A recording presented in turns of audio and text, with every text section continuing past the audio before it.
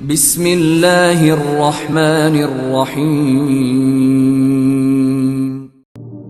ہجرت سے تقریباً 1 سال قبل تاریخ کے مشہور قول کے مطابق 27 رجب تھی۔ فجر کے بعد آپ صلی اللہ علیہ وسلم بیت اللہ کے سامنے بیٹھے کچھ سوچ رہے تھے۔ سوچنا کیا تھا؟ ایک بہت بڑی خبر اپنی قوم کو سنانے اور اس کے رد عمل کے متعلق اپنے ذہن کو تیار کر رہے تھے۔ اتنے میں ابو جہل وہاں سے گزرا اور از راہ مذاق پوچھنے لگا، محمد صلی اللہ علیہ وسلم آج رات کیسے گزری؟ آپ صلی اللہ علیہ وسلم نے آنکھیں اٹھا کر اس کی جانب دیکھا اور فرمایا، آج رات تو مجھے یہاں سے بیت المقدس کی سیر کرائی گئی ہے۔ ابو جہل کو مذاق گلے پڑ گیا اور فوراً پلٹ کر تعجب اور استہزاء کی ملی جلی کیفیت سے کہنے لگا، آپ آج رات یہاں سے بیت المقدس گئے اور پھر ابھی ہمارے سامنے بیٹھے ہیں، یہ کیسے ہو سکتا ہے؟ یہ کہہ کر فوراً بنی کعب بن لوئی کو آواز لگائی اور بزعم خیش محمد صلی اللہ علیہ وسلم کی تکذیب یقینی سمجھ کر سب کو بتانا شروع کیا کہ آج تو محمد صلی اللہ علیہ وسلم نے یہ بات اڑائی ہے جس کے جھوٹا ہونے میں کوئی شبہ نہیں۔ ہوتے ہوتے بات حضرت ابو بکر رضی اللہ عنہ تک پہنچی اور کہنے والے نے کہا، آج تو آپ کے دوست نے کمال ہی کر دیا اور کہہ رہا ہے کہ ایک رات میں وہ بیت المقدس اور پتہ نہیں کہاں کہاں سے ہو کر آ گیا ہے۔ حضرت ابو بکر صدیق رضی اللہ عنہ نے فرمایا، اگر یہ بات واقعی انہوں نے کہی ہے تو بالکل سچ ہوگی۔ حضرت ابو بکر رضی اللہ عنہ تھوڑی دیر بعد آپ صلی اللہ علیہ وسلم کی خدمت میں حاضر ہوئے اور عرض کیا، یا رسول اللہ صلی اللہ علیہ وسلم کیا آپ نے واقعی یہ بات فرمائی ہے؟ آپ نے فرمایا، ہاں۔ حضرت ابو بکر رضی اللہ عنہ نے عرض کیا، یا رسول اللہ صلی اللہ علیہ وسلم مجھے بھی اس کی تفصیل سنائیں، جس پر آپ صلی اللہ علیہ وسلم نے اس کی پوری تفصیل حضرت ابو بکر رضی اللہ عنہ کو سنا دی۔ حضرت ابو بکر سنتے جا رہے تھے اور ہر بات پر کہہ رہے تھے، صدقتا اشہد انک رسول اللہ۔ آپ نے فرمایا، ابو بکر آپ تو صدیق ہیں۔ اس دن سے حضرت ابو بکر کا لقب صدیق مشہور ہو گیا۔ اس پورے واقعے کی مختصر رداد آپ صلی اللہ علیہ وسلم کی زبان مبارک سے سن لیجئے۔ آپ صلی اللہ علیہ وسلم فرماتے ہیں، میں ام ہانی رضی اللہ عنہا کے گھر سو رہا تھا کہ اچانک کمرے کی چھت پھٹی اور جبرائیل امین اندر داخل ہوئے اور مجھے جگایا، پھر اپنے ساتھ مجھے بیت اللہ میں حتیم کے پاس بٹھا دیا۔ مجھ پر وہاں بھی نیند کا غلبہ تھا اور جبرائیل نے میرا سینہ گلے سے ناف تک چیرا اور اندر سے دل نکال کر اسے آب زمزم سے دھویا۔ پھر جنت سے ایک تشت لایا گیا جو نور سے بھرا ہوا تھا، میرے دل کو اس سے بھر دیا گیا اور پھر دل کو اپنی جگہ رکھ کر سینے کو بند کر دیا۔ پھر جنت سے ایک جانور لایا گیا جو گھوڑے سے چھوٹا اور خچر سے بڑا تھا، اس پر مجھے سوار کیا گیا۔ اس کا قدم وہاں پڑتا تھا جہاں نظر کی انتہا ہوتی تھی۔ جبرائیل علیہ السلام مجھے وہاں سے بیت المقدس کی طرف لے کر روانہ ہوئے۔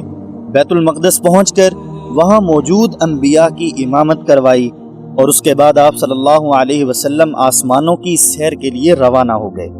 پھر ہر آسمان پر مختلف انبیاء سے ملاقاتیں ہوئیں اور 7 آسمانوں کے بعد سدرۃ المنتہا تک گئے اور وہاں جا کر جبرائیل امین کو اصل حالت میں دیکھا اور اللہ تعالیٰ کے عجیب و غریب انوار اور تجلیات کا مشاہدہ ہوا۔ پھر جنت و دوزخ کی سیر کرائی گئی۔ پھر ایک جگہ جہاں قلموں کے چلنے کی آواز آ رہی تھی وہاں پہنچے اور پھر اللہ تعالیٰ سے خصوصی ملاقات ہوئی، جس کو قرآن پاک میں دنا فتدلی فکان قاب قوسین او ادنا کے الفاظ سے تعبیر کیا گیا ہے۔ الغرض آپ دیدار الہی سے مشرف ہوئے، بلا واسطہ کلام فرمایا اور نمازوں کا تحفہ لے کر واپس تشریف لائے۔ اولاً بیت المقدس میں اترے، وہاں سے سواری پر صبح سے پہلے مسجد حرام پہنچ گئے۔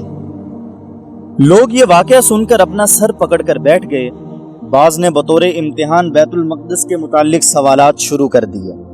حق تعالیٰ نے بیت المقدس کو آپ کے سامنے کر دیا، آپ اس کو دیکھتے جاتے اور کفار کے سوالات کا جواب دیتے جاتے تھے۔ جب کوئی بات باقی نہ رہی تو کہنے لگے، اچھا اب راستے کا کوئی واقعہ بتلاؤ۔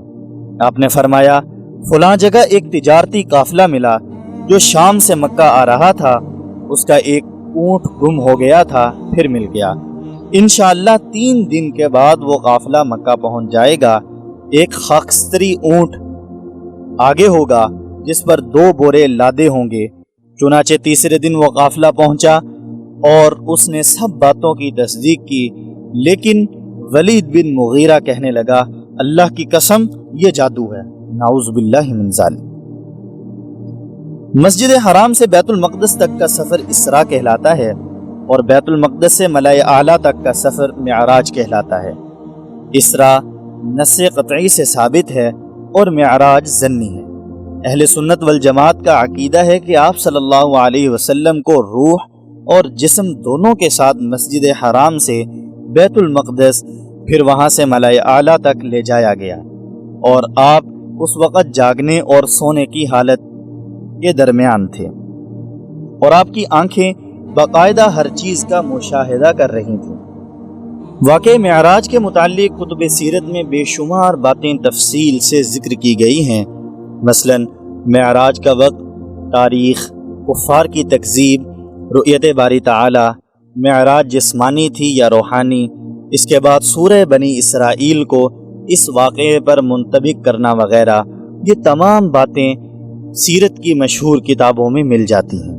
ناظرین، واقع اسراء و معراج کی بعض محققین نے یہ حکمت ذکر کی ہے کہ آپ صلی اللہ علیہ وسلم پے در پے مصائب اور تکالیف کی وجہ سے رنجیدہ خاطر تھے۔